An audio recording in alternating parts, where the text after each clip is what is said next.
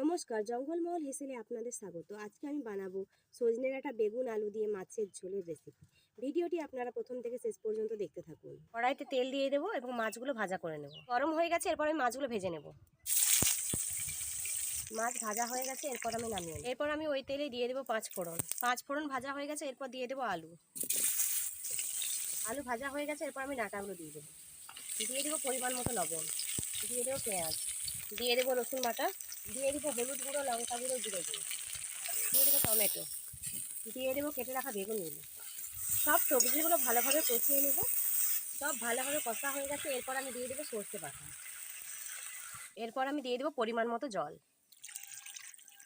দেখুন ঝোল ফুটে গেছে, এরপর আমি মাছগুলো দিয়ে দেবো। এরপর আমি ঢাকা দিয়ে দেবো। সজনে ডাঁটা আলু বেগুন দিয়ে মাছের ঝোল আমার রেডি, পর আমি নামিয়ে নেব।